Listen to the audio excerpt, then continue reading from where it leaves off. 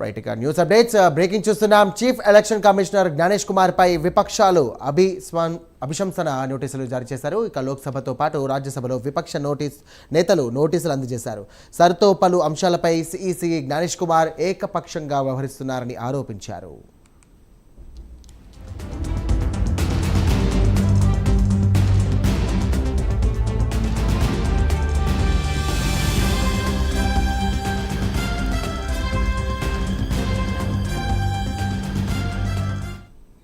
Right breaking చూస్తున్నాం. Chief election commissioner Gyanesh Kumar పై విపక్షాలు అభిశంసన నోటీసులు జారీ చేశారు.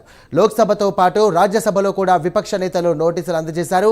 సర్తో పలు అంశాలపై సిఈసి జ్ఞానేష్ కుమార్ ఏకపక్షంగా వ్యవహరిస్తున్నారని ఆరోపించారు. ఇదే అంశానికి సంబంధించి మరిన్ని డీటెయిల్స్ అందించడానికి చీఫ్ ఇన్పుట్ ఎడిటర్ నరసింహారావు సిద్ధంగా ఉన్నారు. నరసింహారావు, చెప్పండి.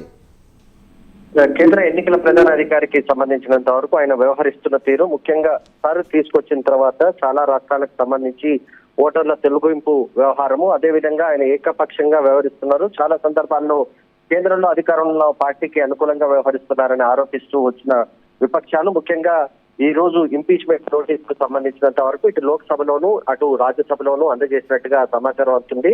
మొత్తానికి ఈ నోటీస్ ఇవ్వాలంటే లోక్సభకు సంబంధించి 100 మంది ఎమ్మెల్యేల సంతకాలు ఉండాలి. అదేవిధంగా 50 మంది రాజ్యసభకు సంబంధించినంత వరకు ఎంపీల సంతకాలు ఉండాల్సి ఉంటుంది. అయితే దాదాపు 190కి పైగా సంతకాలు సేకరించిన తర్వాతనే ఈ నోటీస్ ని ఇచ్చినట్టుగా తెలుస్తుంది.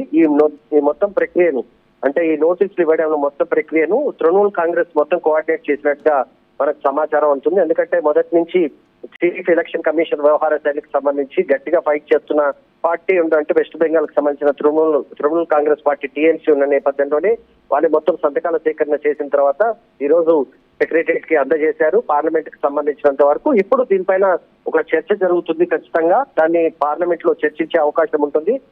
కానీ ఎప్పుడు చర్చిస్తారు, ఏ సందర్భంగా చర్చిస్తారు, ఎన్ని రోజులు చర్చిస్తారనే అంశానికి సంబంధించి మాత్రం స్పీకర్ నిర్ణయం తీసుకోవాల్సి ఉంటుంది. అయితే సర్ ప్రక్రియలో భాగంగా ఇటు మమతా బెనర్జీ సర్కార్ కానివ్వండి, తదితర రాష్ట్రాలకు సంబంధించినటువంటి నాయకులు కూడా దీనిపైన కూడా తీవ్ర స్థాయిలో విమర్శలు గుప్పిస్తున్నారు. అయితే ఈ యొక్క పరిణామం ఏ విధంగా చూడొచ్చు అంటారు? ఎక్స్పెక్ట్ చేసిన పరిణామంగానే అధికార బీజేపీ నేతలు అంటున్నారు.